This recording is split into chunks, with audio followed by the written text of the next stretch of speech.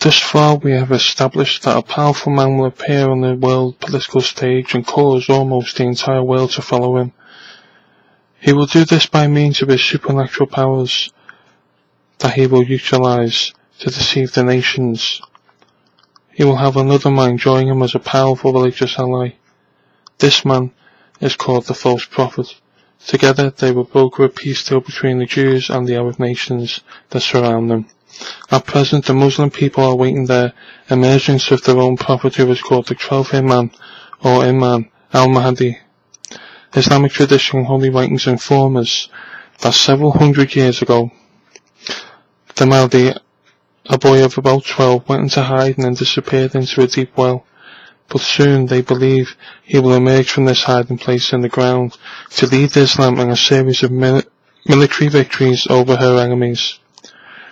The Jewish people are also awaiting the coming of their promised Messiah, for they do not believe Jesus Christ was the true Messiah. So we now have two powerful communities both waiting for their charismatic leaders to arise and lead them both to victory and peace.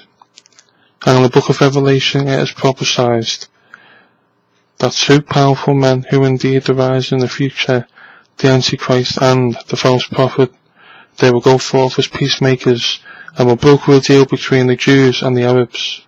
This is the key to global peace, for without peace in the Middle East between these two ancient enemies, there can be no world peace. Interestingly, the origin of the enmity between these two tribes dates back to the time of Abraham, 1900 BC.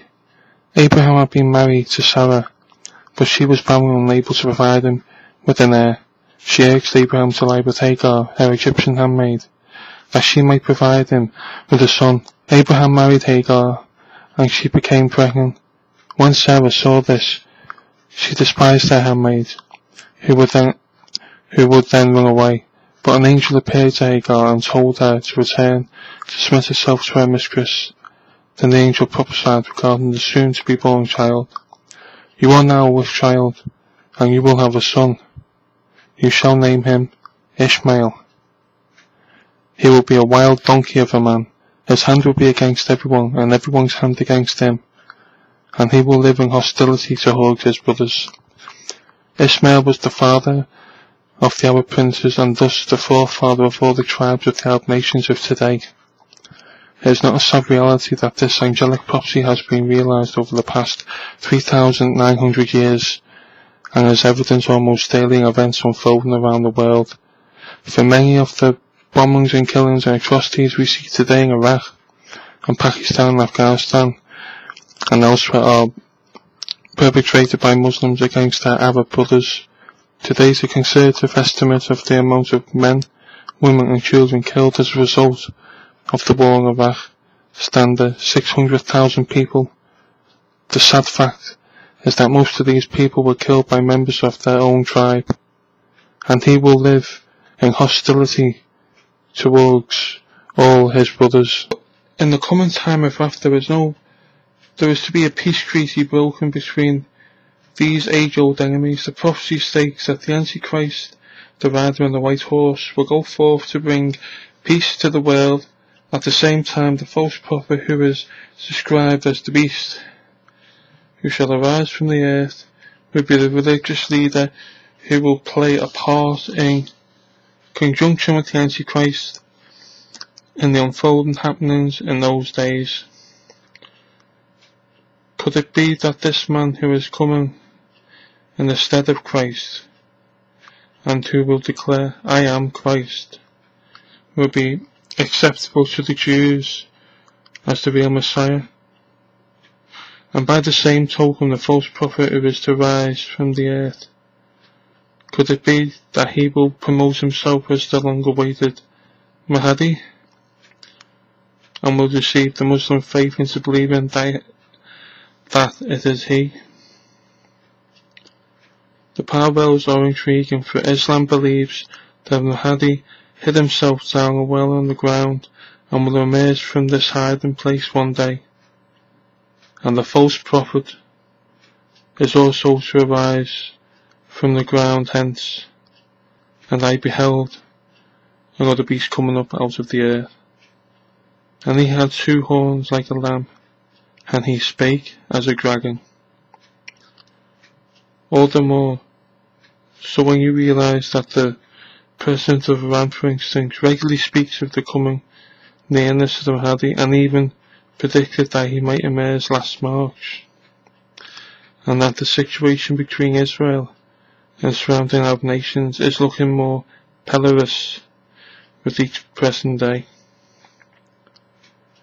You might wonder how it is that the writings of Islam, such as the Quran, have prophesied writings at all as we Christians in the West do not believe that they are inspired by the one true God. Indeed, you might further contemplate how it is that these prophecies of Islam are so near to the prophecies contained in the book of Revelation in regard to the coming of these 2 future powerful leaders.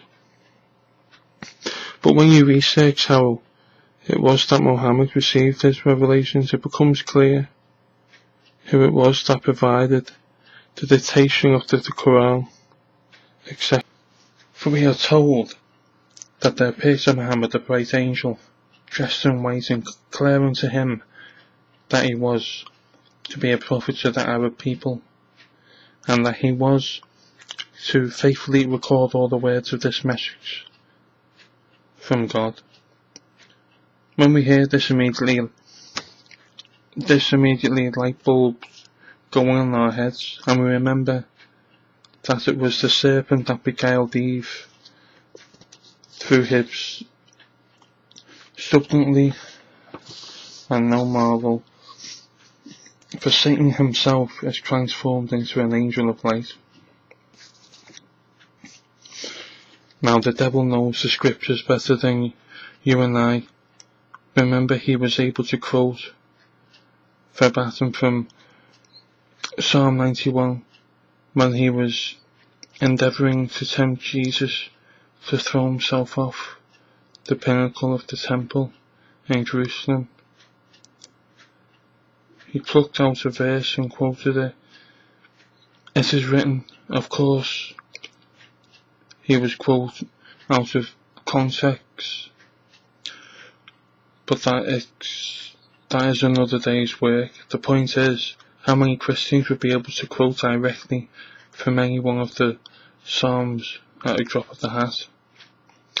There are 39 books in the Old Testament, and Satan had the appropriate verse on the tip of his tongue, which was to tempt the Messiah. How often have we seen scriptures taken out of context by people in order to make a false assertion? It is also interesting to ponder how Satan transported Jesus to the pinnacle of the temple, and then showed him all the glories of the world in the blink of an eye. He must have been able to levitate the Messiah to the highest vantage point, and then by revelation show him all the magnificence and the wonders of the world in a moment of time. Returning to the main point, the devil knows the book of Revelations backwards and upside down, and must hate this book above all others. And why wouldn't he, after all? It deals with his demise and doom and eternal damnation. So he would need to know it thoroughly in order to try to subvert it in any way he could, so as to avert his final outcome. So as master counterfeiter and as an angel of light, his prophecies will closely mirror the truth of the scriptures, and at the same time fit his own plans to deceive the world and cause the complete destruction of man. Therefore, it is no wonder to us that the other prophecies from non-Christian sources would mirror many of the truths of the Word of God, for they were obviously devised by Satan to deceive, and delivered by his ministers who masquerade as angels of righteousness.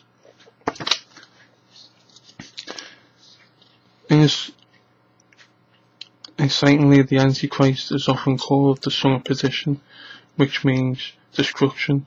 The name given to him in Revelation 9, or in Hebrew,